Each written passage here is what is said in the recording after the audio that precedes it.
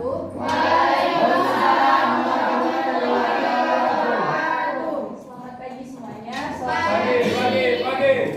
Nah, kami dari kelompok 1 yang beranggotakan saya Puji Lestari, Putri Syahidah, kemudian Selviani Wardaniati dan Aizatun Hasanah akan mempresentasikan hasil dari proposal kami yang berjudul Dampak Limbah Rumah Tangga terhadap Kualitas Air Sungai Medan Johor dan Strategi Mitigasi Berbasis Ekoenzim.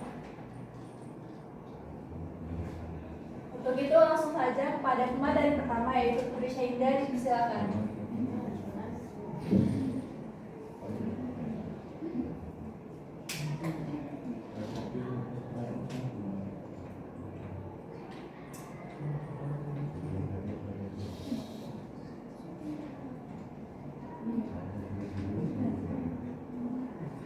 Baiklah, di sini kami ada melakukan uji pH di mana hasil pengukuran pH pada 5 titik perlakuan menunjukkan bahwa sebelum penambahan ekoenzim seluruh sampel air sungai memiliki pH sebesar 6. Kemudian setelah 1 hari pemberian ekoenzim terjadi penurunan pH pada sebagian besar titik dengan nilai pH yang terendah pada P4 dan juga P5 dengan pemberian P4 itu 50 ml ekoenzim dengan air sungai 200 ml, P5 itu 100 ml ekoenzim dengan air sungai 200 ml.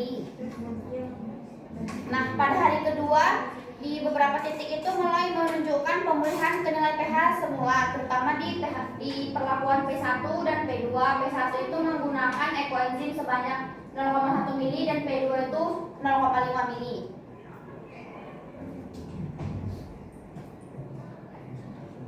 Nah, setelah 6 hari nilai pH itu cenderung stabil meskipun belum seluruhnya kembali ke batas normal. Pada P4 dan P5 dia tetap menunjukkan pH 4, sementara P1 tetap pada pH 6 dan P2 dan P3 di angka pH-nya 5. Nah, penambahan ekoenzim ini dalam jangka pendek itu menyebabkan penurunan pH air, kemungkinan akibat kandungan asam organik dari hasil fermentasi.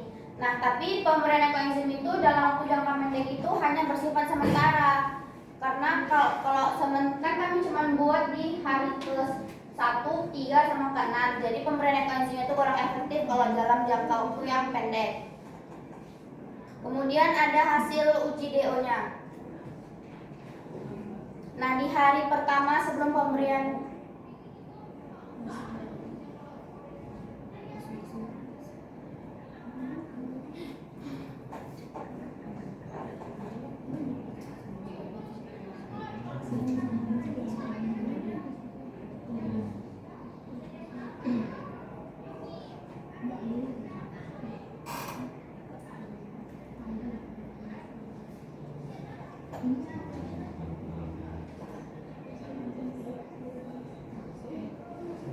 Nah, pada hasil uji DO-nya itu setelah 1 hari penambahan larutan ekoenzim terjadi peningkatan kadar DO secara signifikan di semua titik dengan rentang 2,20 hingga 2,23 mg per liter.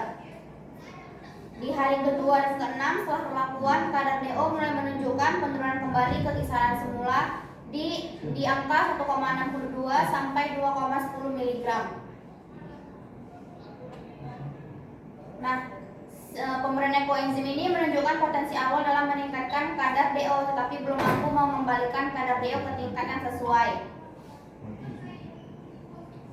Nah, bisa dilihat di tabel hari sebelum pemberian ekoenzim pada P1 kadar DO-nya itu 1,66, kemudian pada P2 1,69, pada P3 1,77, P4 1,66, P5-nya 1,77.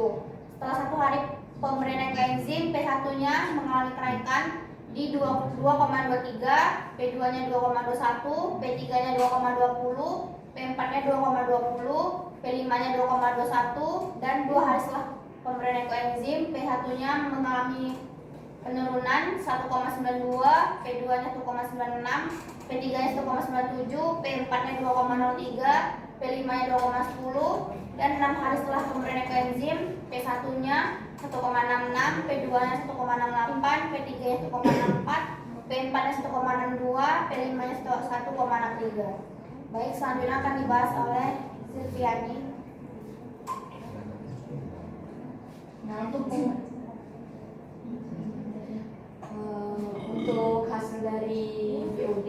Nah itu pada hari sebelum diberi ekoenzim pada P1 itu 1,66, pada P2 1,69, pada P3 1,77, pada P4 1,66 dan pada P5 itu 1,77. Nah, pada satu hari setelah diberi ekoenzim pada P1 2,28, pada P2 2,26, pada P3 2,27, pada P4 2,25 dan pada P5 2,25. Nah, pada hari kedua setelah diberi ekoenzim pada P1 itu nilainya 2,11, pada P2 2,09, pada P3 2,04, pada P4 2,07 dan pada P5 2,11. Nah, pada 6 hari setelah diberi ekoenzim nilainya pada P1 1,68, pada P2 1,66, pada P3 1,65, pada P4 1,64, pada P5 1,64. Oke, baik, kesimpulan akan dijelaskan oleh Aizatun Hasanah. Baik, dalam kesimpulan ini kita dapat itu yang pertama yaitu jenis limbah dan dampaknya. Limbah rumah tangga, dalam khususnya itu limbah organik dan limbah yang mengandung bahan kimia seperti deterjen secara signifikan berkontribusi terhadap penurunnya kualitas air sungai, dan johor. Nah, kedua itu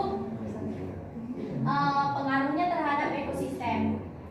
Pencemaran air sungai akibat limbah rumah tangga mengakibatkan penurunan kualitas air yang berdampak negatif terhadap ekosistem perairan. Terus yang ketiga, efektivitas ekoenzim. Penambahan ekoenzim pada sampel air sungai memengaruhi 3 parameter kualitas air. pH mengalami penurunan, terutama pada dosis tinggi pH 4 dan pH 5. Ya. Pelakukan 4 dan pelakuan 5. Nah, akibat sistem asam ekoenzim, meskipun sebagian titiknya mulai dari kembali ke nilai semula setelah 2 hari. Kadar DO meningkat pada hari pertama, namun kembali turun. Terus menunjukkan jarak pendek terhadap jangka pendek terhadap oksigen terlarut. Nah, sementara itu nilai DOD meningkat pada awal pelakuan karena aktivitas mikroorganisme, lalu menurun hingga mendekati nilai awal pada hari ke-6. Menandakan proses dekomposisi bahan organik berlangsung efektif. Dalam secara keseluruhan, ekoenzim berpotensi memperbaiki kualitas air, namun efektivitasnya tergantung pada dosis dan durasi aplikasi.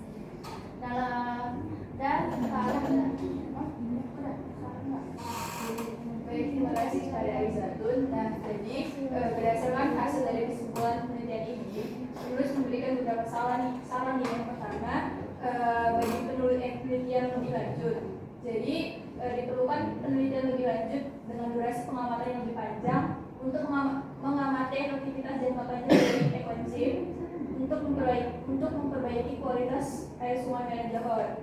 Kemudian penelitian juga perlu meneliti dosis optimal ekoenzim dan jenis limbah rumah tangga yang paling efektif ditangani.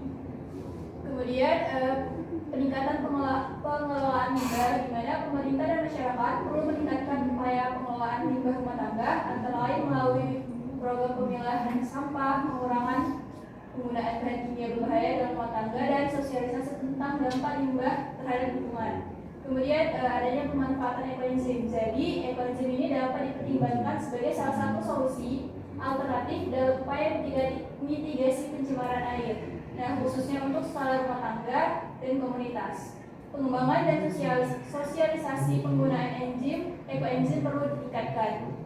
Kemudian ada pemantauan berkala, di mana pemantauan kualitas air sungai dan johor ini secara berkala perlu dilakukan untuk mengevaluasi efektivitas upaya mitigasi yang telah dilakukan. Mungkin sekian presentasi dari kelompok kami. Lebih dan kurang kami mohon maaf. Pada Allah kami mohon ampun. Wassalamualaikum warahmatullahi wabarakatuh. Waalaikumsalam.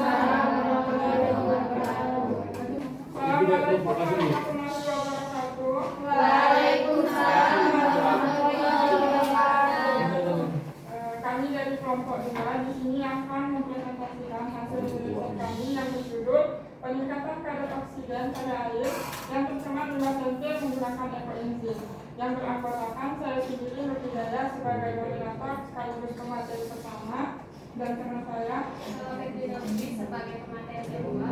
Saya Nur Sinta sebagai pemateri ketiga.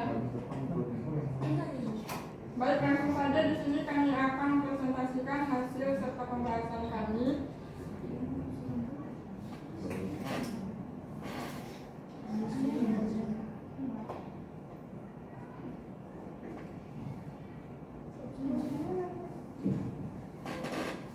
Nah, baik, jadi hasilnya itu penelitian ini berlangsung dengan sampel berasal dari pabrik tempe yang berada di sungai. Kemudian dilakukan dengan menguji karakteristik limbah tempe sebelum diberi ekoenzim pada tabel berikut, yang dimana hasil parameter BOD sebelum pemberian ekoenzim pada perlakuan pertama itu hasil ujinya 1,90 dan pada perlakuan kedua hasilnya itu 1,89. Dan untuk tabel kedua hasil parameter BOD setelah pemberian ekoenzim pada perlakuan pertama itu diberi ekoenzim sebanyak 25 mili dengan hasil uji 1,62 dan pada perlakuan kedua yaitu sebanyak 50 mili ekoenzim dengan hasil uji yaitu sebanyak 1,58.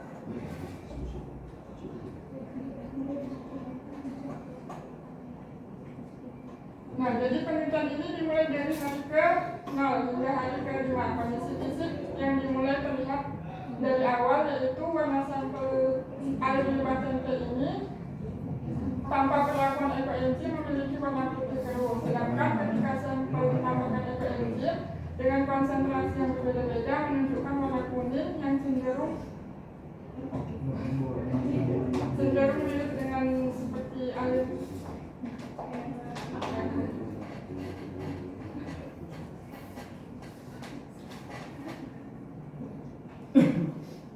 Nah, berdasarkan gambar 1 di atas yang menunjukkan bahwasannya adanya perbedaan antara sampel yang sebelum diberikan ekoenzim dengan sampel yang telah diberi ekoenzim selama 5 hari.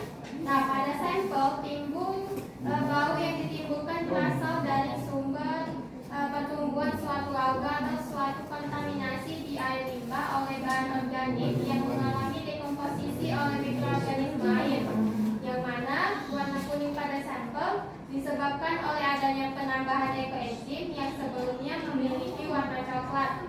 Warna berasal dari kekeruhan dari limbah dengan penanda adanya mikroorganisme dalam jumlah yang besar.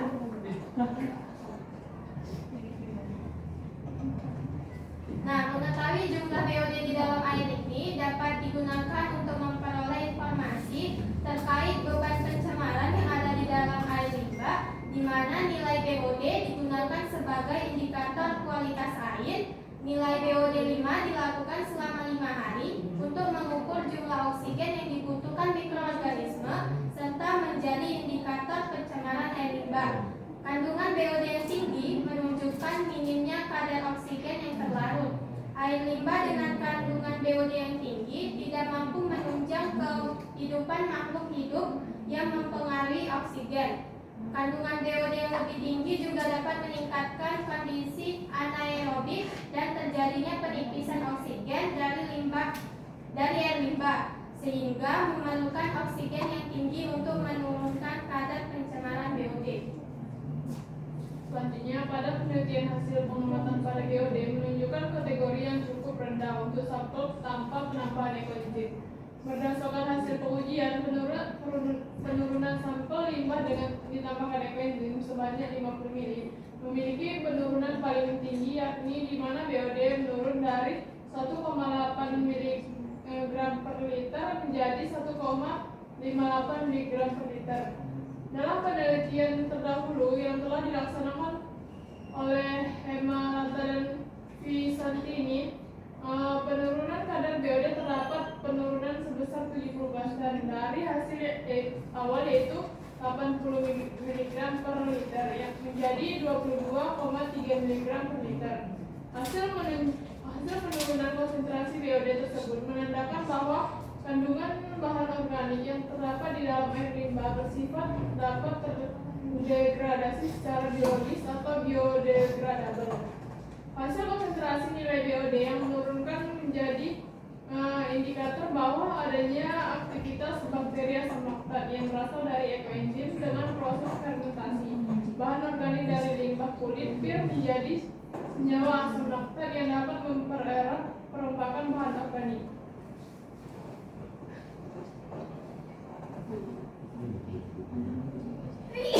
Nah, jadi kesimpulannya itu yang pertama, pengaruh penambahan ekoenzim terhadap peningkatan kadar oksigen pada air yang tercermat limbah enter dalam jangka waktu hari kenal hingga ke hari kelima. Pada penelitian hasil pengamatan pada BOD menunjukkan kategori yang cukup rendah untuk sampel tanpa penambahan ekoenzim. Berdasarkan hasil pengujian, penurunan sampel limbah dengan ditambahkan ekoenzim sebanyak 50 mili memiliki penurunan paling tinggi, yaitu di mana BOD menurun dari 1,89 mg per liter menjadi 1,58 mg per liter. Yang kedua yaitu konsentrasi ekoenzim 50 mili yang optimal untuk meningkatkan kadar oksigen pada air yang bersama limbah tempe. Kandungan BOD yang tinggi menunjukkan minimnya kadar oksigen pelarut. Air limbah dengan kandungan BOD yang tinggi tidak mampu menunjang kehidupan makhluk hidup yang memerlukan oksigen. Baik, sekian presentasi dari kami. Jika ada pertanyaan yang salah, mohon maafkan. Wabillahi taufiq wal hidayah. Wassalamualaikum warahmatullahi wabarakatuh. Waalaikumsalam warahmatullahi wabarakatuh. Assalamualaikum warahmatullahi wabarakatuh. Waalaikumsalam warahmatullahi wabarakatuh. Puji dan syukur atas kehadirat Allah Subhanahu wa taala yang telah dimana kita diberi kenikmatan, kesehatan, dan kesempatan agar bisa berkumpul di pagi yang cerah.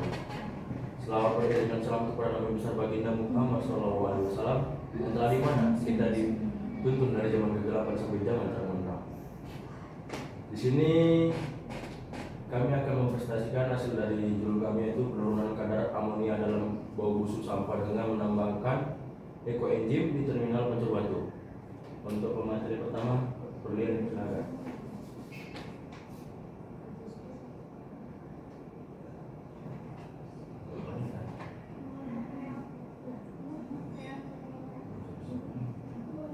Baiklah, setelah melakukan pengujian kemarin kami mendapatkan hasil dan pembahasannya yang berdasarkan hasil penelitian yang telah dilaksanakan mengenai penurunan kadar amonia pada bau busuk sampah dengan penambahan ekoenzim di terminal Pancur Batu. Dapat kita ketahui bahwa penggunaan ekoenzim memberikan pengaruh signifikan dalam menurunkan kadar amonia yang menjadi sumber utama aroma tidak sedap dari timbunan sampah. Nah, kami melakukan melalui beberapa tahap, dimulai dari pengambilan sampel bau sampah di beberapa titik yang mewakili kondisi aktual di lokasi tersebut. Nah, proses awal dilakukan dengan mengukur kadar amonia sebelum diberikan perlakuan ekoenzim, yang hasilnya menunjukkan bahwa kadar amonia sangat tinggi, sebagaimana ditunjukkan oleh perubahan warna pada kertas lakmus menjadi biru pekat.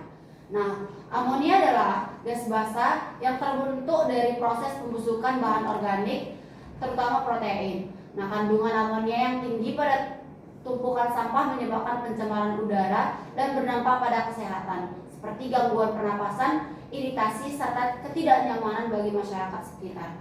Nah, oleh karena itu diperlukan teknologi pengendalian bau yang efisien, ekonomis, dan ramah lingkungan. Dalam konteks ini, ekoenzim menjadi solusi alternatif yang menarik karena berasal dari bahan organik limbah rumah tangga seperti kulit, buah, dan sayur yang difermentasi bersama gula dan air selama beberapa bulan.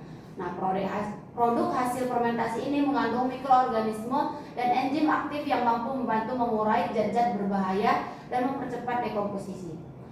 Setelah dilakukan pemberian ekoenzim dalam dua perlakuan berbeda, yakni 100 mili itu perlakuan pertama dan 120 mili perlakuan kedua.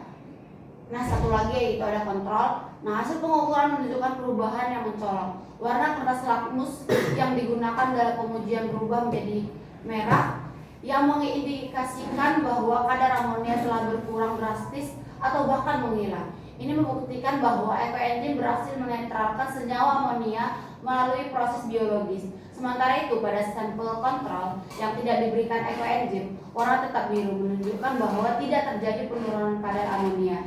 Fakta ini menegaskan bahwa penurunan bau busuk bukan disebabkan oleh faktor lingkungan alami, melainkan secara langsung dipengaruhi oleh aplikasi ekoenzim tersebut. Nah, selain itu, dari hasil perbandingan antara perlakuan P1 dan P2 dapat diamati bahwa volume ekoenzim yang lebih banyak, yaitu 120 mili, memberikan dampak lebih besar dalam menurunkan kadar amonia dibandingkan dengan volume 100 mili. Hal ini menunjukkan bahwa efektivitas ekoenzim juga berkaitan dengan jumlah yang digunakan, di mana dosis yang lebih tinggi mempercepat proses netralisasi gas amonia. Meskipun keduanya efektif, penggunaan 120 mili terbukti memberikan hasil yang maksimal. Dengan demikian, penelitian ini membuktikan bahwa penggunaan ekoenzim sangat potensial dalam pengelolaan bau busuk sampah yang bersumber dari kandungan amonia. Tidak hanya efektif, metode ini juga sangat memudahkan diterapkan ekonomis dan berkelanjutan karena bahan dasarnya berasal dari limbah organik yang sering dianggap tidak berguna. Nah, selanjutnya dilanjutkan oleh pemateri kedua. Selain hasil pengukuran kadar amonia yang menunjukkan adanya perbedaan signifikan, aspek bau yang tercium langsung dari lokasi juga menunjukkan variasi yang jelas antara perlakuan P1, P2, dan P3. Perlakuan P1 yaitu pemberian ekoenzim sebanyak 100 mili memberikan dampak pengurangan bau yang cukup terasa. Pada titik ini, bau busuk yang sebelumnya sangat menyengat mulai berkurang intensitasnya. Meskipun aroma sisa sampah masih sedikit tercium, hal ini menunjukkan bahwa ekoenzim mulai bekerja menetralkan senyawa amonia, namun belum maksimal dalam menghilangkan bau sepenuhnya. Berbeda dengan P1, perlakuan P2 yang diberikan ekoenzim sebanyak 120 mili menunjukkan hasil yang jauh lebih optimal. Pada titik P2, bau busuk hampir tidak lagi tercium, aroma udara di sekitarnya menjadi lebih netral dan nyaman, menandakan bahwa penambahan volume ekoenzim berkontribusi besar dalam mempercepat proses netralisasi gas amonia dan memperbaiki kualitas udara. Efek pengurangan bau ini dirasakan secara nyata dan menjadi indikator keberhasilan perlakuan. Sementara itu, pada titik P3 yang berfungsi sebagai kontrol atau tanpa perlakuan ekoenzim, bau busuk masih sangat menyengat. Aroma amonia bercampur pembusukan organik yang kuat menunjukkan bahwa tidak terjadi proses penguraian atau netralisasi gas secara signifikan.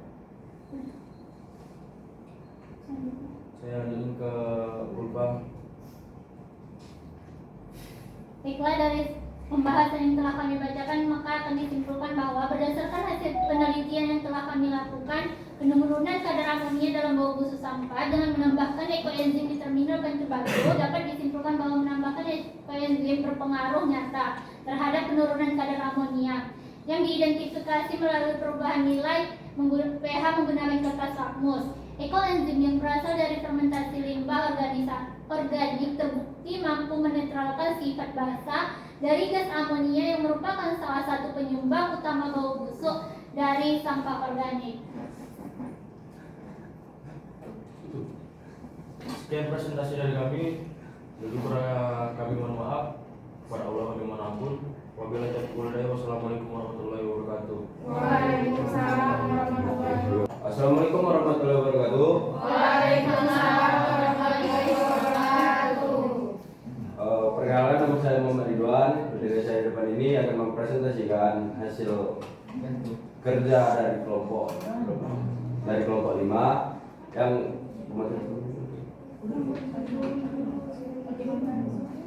yang berjudul pemanfaatan pupuk organik cair POC dari limbah opak ubi singkong dengan penambahan bakteri Bacillus subtilis terhadap pertumbuhan tanaman kangkung atau Hipomea aquatic.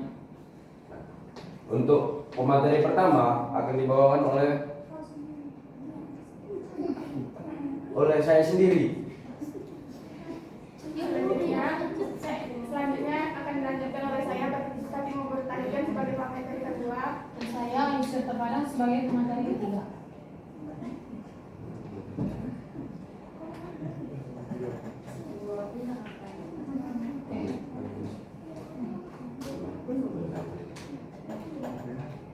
Oke, berdasarkan penelitian yang telah dilakukan dimulai tanggal 3 Juni sampai dengan 23 Juni dilakukan terlebih dahulu pembuatan pupuk organik cair dari limbah proses pembuatan opak ubi singkong yang dilakukan dengan cara fermentasi selama 6-5 hari dengan menggunakan bakteri Bacillus subtilis. Selanjutnya, perendaman benih kangkung dengan air selama 1 jam agar mempercepat perkecambahan dan meningkatkan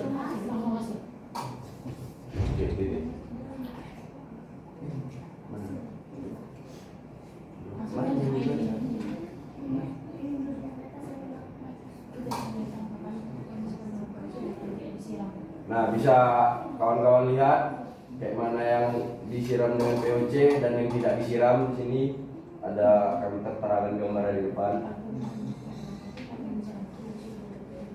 Nah, kalau yang disiram dengan POC, tanamannya itu lebih subur, dan sementara yang tidak disiram dengan POC, tanamannya tampak lebih layu dan tidak sesubur yang sebelumnya. Baik. Berikutnya akan dilanjutkan oleh Fatimah Buruketarigan untuk materi kedua. Waktu dan tempat dipersilakan.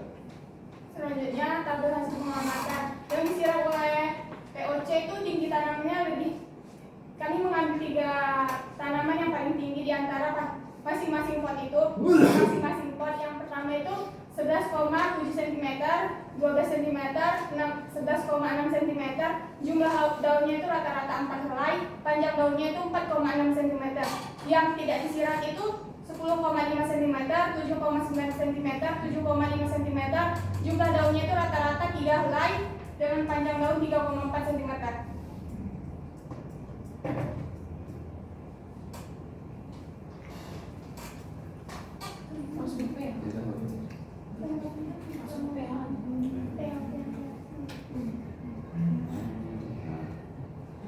Hasil pH pelembapan tanah pada tanaman kangkung itu sama-sama menuju ada ke atas ya. Sama-sama pada tanaman yang disiram dengan POC itu lebih lembab dibandingkan dengan tanah yang tidak disiram dengan POC.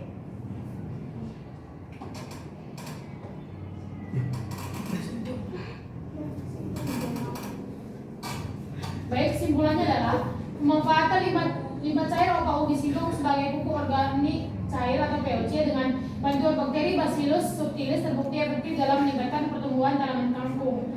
Prosesnya itu fermentasi selama 5-6 hari menghasilkan POC yang kaya nutrisi seperti nitrogen, fosfor, dan kalium. POC ini tidak hanya mendukung pertumbuhan benih kangkung yang lebih baik, tetapi juga menjaga kelembapan tanah pada tingkat optimal, yaitu angka 7, untuk penyerapan nutrisi dan perkembangan akar yang sehat. Sebaliknya, tanah yang tidak diaplikasikan POC menunjukkan kelembapan yang lebih rendah, yaitu di angka 5, menghambat pertumbuhan tanaman. Selain itu, penggunaan POC ini berkontribusi pada pengurangan limbah organik industri dan mendukung praktik pertanian berkelanjutan. Dan bakteri Bacillus subtilis ini berperan penting dalam menguraikan bahan organik, meningkatkan kandungan nutrisi POC, serta meningkatkan kesuburan tanah dan daya tahan tanaman terhadap penyakit.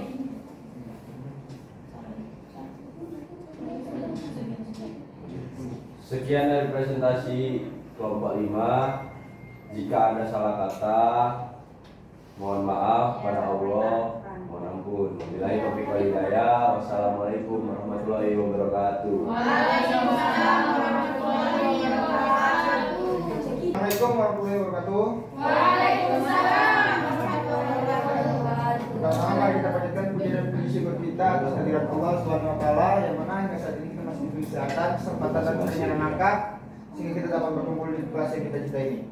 Salawat dan salam berapa pula kita hadirkan kepada baginda Rasulullah Sallallahu Alaihi Wasallam. Semoga kita dari pertemuannya mendapatkan syafaatnya di yaumil akhir kelak. Amin amin ya rabbal alamin. Untuk memperhemat waktu langsung saja kita presentasikan hasil ini riset kami yang berjudul penggunaan Bacillus subtilis dalam menurunkan kadar BOD dan COD limbah plastik. Langsung saja kepada pemateri pertama dipersilahkan untuk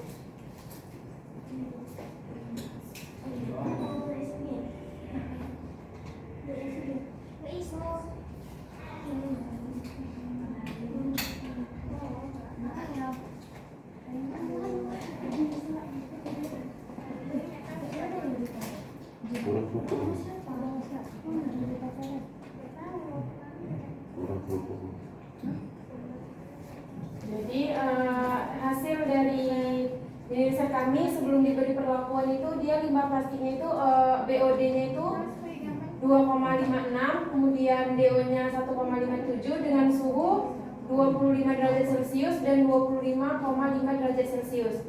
Kemudian setelah kami memberi perlakuan yang dimana pada masing-masing sampel itu kami menggunakan 100 ml sampel dengan 3 perlakuan kontrol P1 dan P2. Di P1 itu kami menggunakan 5 ml bakteri Bacillus subtilis dan P2 itu 10 ml bakteri Bacillus subtilis, di mana hasil dari BOD di kontrol itu dia 1,68 dengan suhu 26,1 derajat Celcius, dengan DO 1,71 dengan suhu 25,8 derajat Celcius.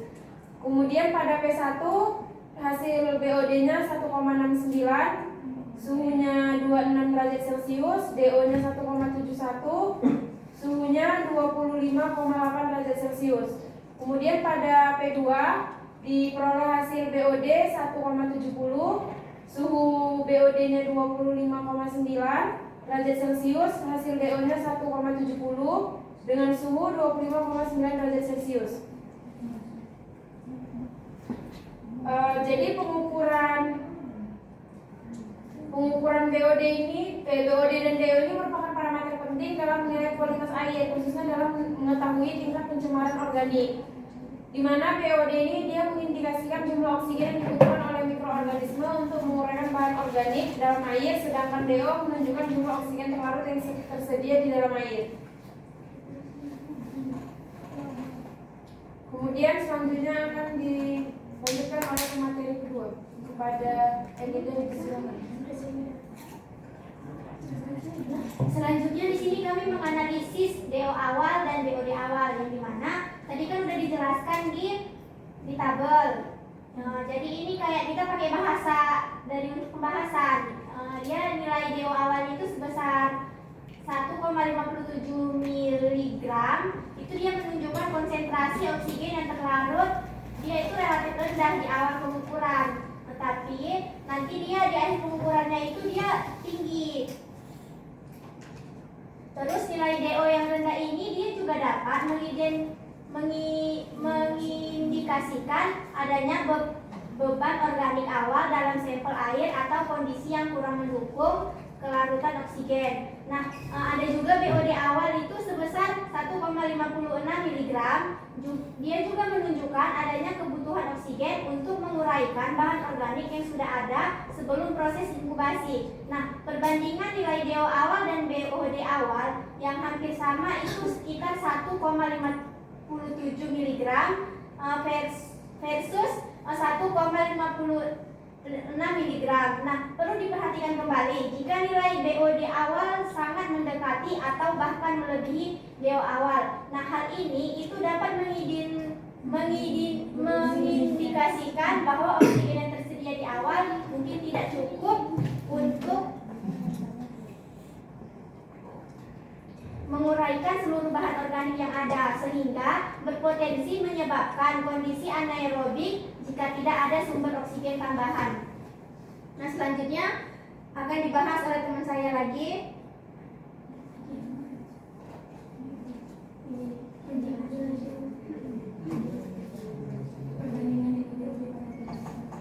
Selanjutnya itu ada perbandingan nilai BOD pada berbagai perlakuan. BOD kontrol itu dia 1,68 mg per liter. Nilai BOD kontrol lebih tinggi dibandingkan BOD awal. BOD awalnya itu 1,56 mg per liter meningkat. Peningkatan ini mungkin disebabkan oleh aktivitas mikroorganisme yang terus berlangsung selama waktu inkubasi untuk menguraikan bahan organik yang ada secara alami dalam sampel. Tanpa adanya penambahan volume sampel tertentu,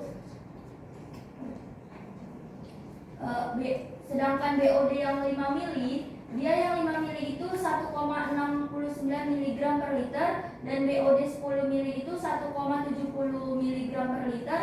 Terlihat bahwa penambahan volume sampel 5 mili dan 10 mili sedikit meningkat nilai BOD dibandingkan dengan BOD kontrol.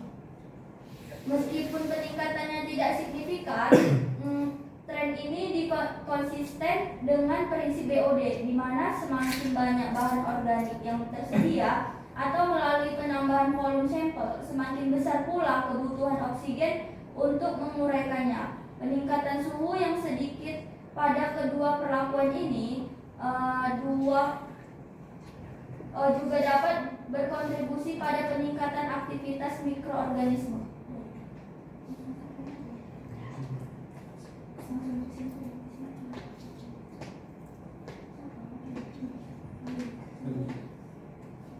Baik, sebelum pada riset kali ini itu presentasi DO awal sampel air relatif rendah mengidentifikasikan kemungkinan adanya beban organik awal atau kondisi lingkungan yang kurang ideal. Kemudian terdapat peningkatan nilai BOD seiring dengan penambahan volume sampel yang menunjukkan adanya aktivitas penguraian bahan organik oleh mikroorganisme. Kemudian nilai DO cenderung stabil pada berbagai perlakuan dan penambahan sampel yang mungkin mengindikasikan bahwa konsumsi oksigen belum mencapai tingkat yang signifikan dalam kondisi percobaan ini atau sampel memiliki kapasitas buffer terhadap penurunan DO.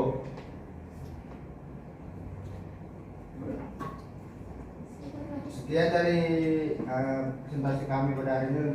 Lebih dari kurang kami mohon maaf. Kepada Allah kami mohon ampun. Wabillahi taufiq wal hidayah. Assalamualaikum warahmatullahi wabarakatuh. Waalaikumsalam warahmatullahi wabarakatuh. Assalamualaikum warahmatullahi wabarakatuh. Waalaikumsalam warahmatullahi wabarakatuh. Baik, di sini kami akan mempresentasikan hasil mini riset kami yang berjudul tentang efektivitas bakteri dalam menurunkan kadar BOD dan COD pada limbah pestisida cair. Perkenalkan, saya Prijana Manalpandi sebagai moderator dan teman saya Najwa Nija sebagai pemateri kedua, dan saya Dinda Pratiwi sebagai pemateri pertama. Baik, kepada pemateri pertama saya persilakan.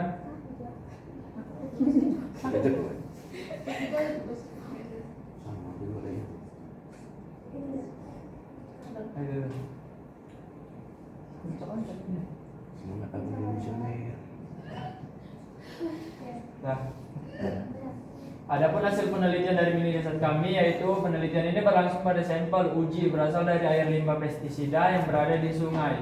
Berdasarkan data eksperimen bioremediasi limbah menggunakan bakteri Bacillus. Berikut hasil pengukuran parameter BOD atau Biological Oxygen Demand dan DO atau Dissolved Oxygen pada 3 perlakuan, yaitu ada kontrol P1 5 mili bakteri ditambah 100 mili sampel dan P2 10 mili bakteri ditambah 100 mili sampel. Suhu lingkungan turut dipantau untuk mengidentifikasi pengaruhnya terhadap aktivitas mikroba.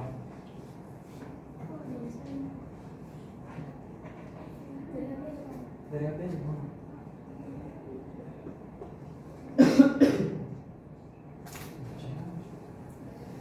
Berikut adalah hasil pengukuran parameternya. Parameter BOD pada perlakuan kontrol nilai akhirnya itu 1,74 mg per liter pada suhu 25,6 derajat Celcius. Pada perlakuan 1 nilai akhirnya itu 1,73 mg per liter pada suhu 25,7 derajat Celcius. Pada perlakuan 2 nilai akhirnya itu 1,73 mg per liter pada suhu 25,7 derajat Celcius. Dan pada parameter DO, perlakuan kontrolnya itu nilai akhirnya 1,73 mg per liter pada suhu 25,6 derajat Celcius. Perlakuan 1 nilai akhirnya 1,73 mg per liter pada suhu 25,6 derajat Celcius. Pada perlakuan 2 itu nilai akhirnya 1,73 mg per liter pada suhu 25,7 derajat Celcius. Pada kondisi awalnya itu BOD-nya itu adalah 1,73 mg per liter. Pada DO-nya itu ada 1,66 mg per liter pada suhu 24,4 derajat Celcius.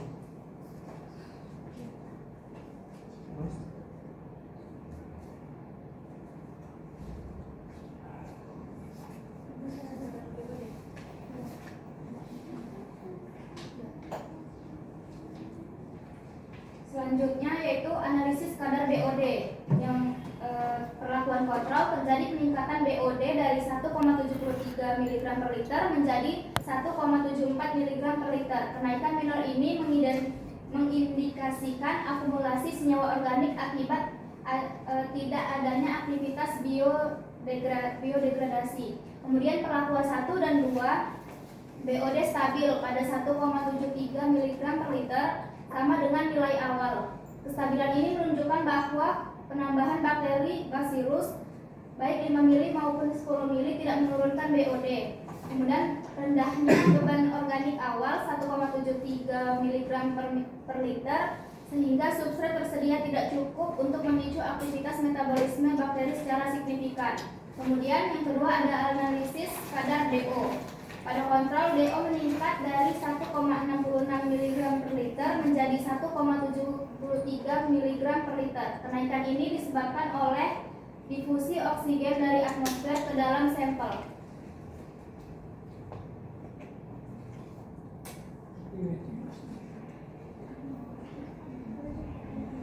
Perlakuan P1 dan P2. P1 DO stabil pada 1,73 mg per liter sama dengan kontrol. Pada P2 DO meningkat tipis menjadi 1,74 mg per liter. Pola ini mengkonfirmasi bahwa penambahan bakteri tidak meningkatkan konsumsi oksigen konsisten dengan tidak terjadinya penurunan BOD. Selanjutnya baik, terima kasih Dinda. Baik, akan saya lanjutkan. Pembahasan selanjutnya yaitu tentang parameter suhu, di mana suhu seluruh perlakuan meningkat dari 24,4 derajat Celcius menjadi 25,6 sampai 25,7 derajat Celcius. Meski suhu optimal untuk Bacillus berkis, meski suhu optimal si bakteri Bacillus ini 25 sampai 40 derajat Celcius, kenaikan suhu tidak diikuti dengan penurunan BOD. Hal ini memperkuat hipotesis bahwa rendahnya substrat organik menjadi faktor pembatas utama. Kemudian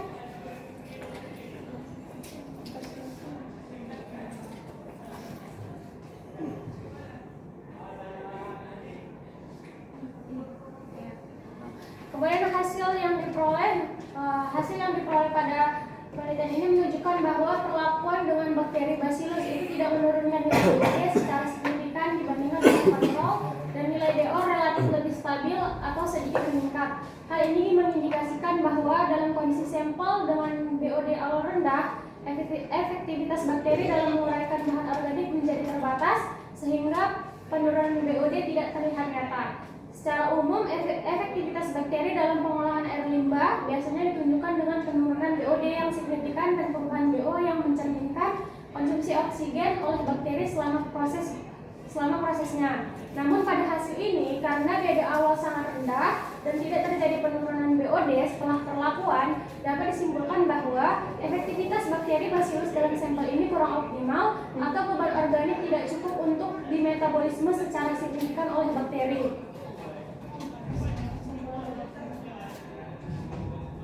Nah, kesimpulan pada penelitian ini adalah berdasarkan data yang diperoleh, penambahan bakteri Bacillus subtilis pada limbah pestisida cair dengan BOD awalnya itu rendah, yaitu berkisar 1,73 mg per liter, tidak menunjukkan penurunan signifikan pada kadar BOD maupun DO dibandingkan kontrol tanpa bakteri. Nilai BOD tetap stabil sekitar 1,73 sampai 1,74 mg per liter dan DO juga relatif konstan. Hal ini mengindikasikan bahwa dalam kondisi sampel dengan beban organik rendah, Bacillus subtilis kurang efektif menurunkan BOD dan DO secara signifikan selama durasi pengujian.